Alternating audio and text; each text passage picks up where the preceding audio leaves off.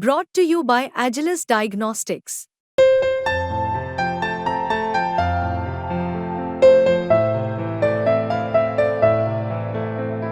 Agilus Diagnostics. Hathras में सूरजपाल उर्फ नारायण साकार हरि के विशाल समागम के बाद हुई भगदड़ में 121 लोगों ने अपनी जान गंवा दी। लेकिन बावजूद इसके बाबा के खिलाफ सीधी कार्रवाई मुश्किल नजर आ रही है। वजह क्या है? सवाल अगर आपके मन में उठ रहा है तो चलिए जवाब देते हैं। वजह साफ है कि बाबा नारायण साकार हरि पर इस मामले में कोई नामजद एफआईआर नहीं हुई है। जब पहले एफआईआर में नाम नहीं और इस घटना के जिम्मेदार लोगों में भी मुख्य आरोपी के तौर पर बाबा का नाम नहीं होने से भी नारायण साकार हरि के खिलाफ मामला कमजोर होता नजर आ रहा है।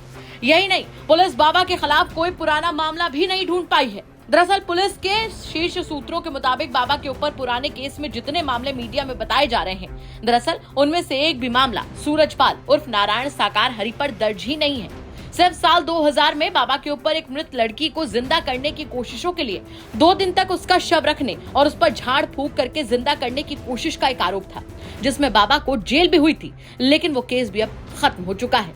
इस केस में एफआर यानी कि फाइनल रिपोर्ट लग चुकी है, जिसके अलावा नारायण साकार हरि पर अभी तक पुलिस को दूसरा कोई भी केस हाथ नहीं लगा है। मुख्यमंत्री योगी आदित्यनाथ से जब नारायण साकार हरि पर कार्रवाई के बाबत सवाल पूछा गया तो उन्होंने साफ कहा कि पहली एफआईआर के बाद अगर जांच में कुछ भी आगे आएगा तो उसे एफआईआर में शामिल किया जाएगा। लेकिन सीएम योगी ने भी बाबा नारायण साकार हरि पर कार्रवाई को लेकर कुछ भी नहीं कहा।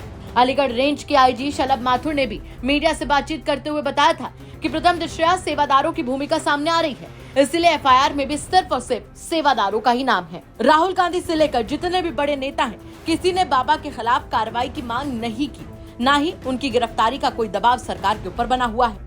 ऐसे में सभी कार्रवाई बाबा के सेवादारों की तरफ होती हुई दिखाई दे रही है।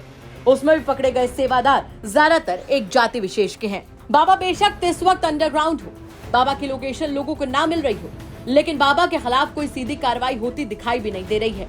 6 लोगों को जिन्हें गिरफ्तार किया गया है, ये सब बाबा के सेवादार हैं, लेकिन नारायण साकार हरि पर कोई आरोप या फिर मामला अभी तक दर्ज नहीं हुआ है। दरअसल साकार हरि के भक्त और समर्थक सबसे ज्यादा तादाद में जाटव और दलित बिरादरी के हैं। विधायक, सांसद, मंत्री, अधिकारी से लेकर सेना और पैरामिलिट्री के जवान तक बाबा के भक्तों में शुमार है। जाटव, जो कि दलित बिरादरी की सबसे बड़ी जाति है, वो बाबा के सबसे बड़े भक्तों में से एक है। सियासतदान उनके मंच की शोभा बढ़ाते हैं और बिरादरी पर पकड़ के लिहाज से बाबा का प्रभाव बहुत ज्यादा माना जाता है। सरकार को इस बात का भी डर है कि उनके खिलाफ कार्रवाई से कहीं दलितों में गुस्सा और रोष न फैल जाए।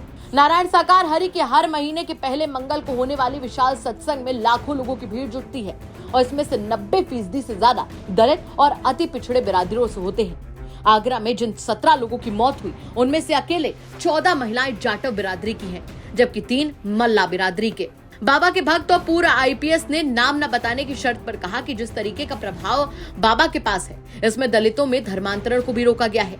यानी वो दलित जो बहुत तेजी से बौद्ध और ईसाई धर्म की तरफ झुक रहे थे, इन इलाकों में बाबा नारायण साकार हरि के सत्संग और प्रभाव की वजह से बाबा और उनके सत्संग से जुड़ा रहा है और धर्मांतरण से दूर रहा है। ऐसे में कोई भी सरकार और राजनीतिक दल कार्रवाई करने से पहले कई बार जरूर सोचेगी। फिलहाल हाथरस कांड, जिसमें 121 लोगों ने अपनी जान गंवा दी, उसके बाद बाबा को लेकर चर्चाएं तेज हो गई। बाबा को लेकर लोग आपस में बात कर रहे हैं और बाबा को लेकर कहीं न कहीं सियासी गलियारों में भी बातें सुनाई दे रही हैं। अब देखना होगा कि भोला बाबा कब तक सामने आते हैं और कब तक इस मामले में लगातार जो बातें बन रही हैं उस पर पूर्ण विराम लगता है। बाकी आपका इस खबर को लेकर क्या कुछ कहना है, कमेंट बॉक्स में जरूर बताएं। यूपी तक के लिए कुमार अभिषेक की रिपोर्ट।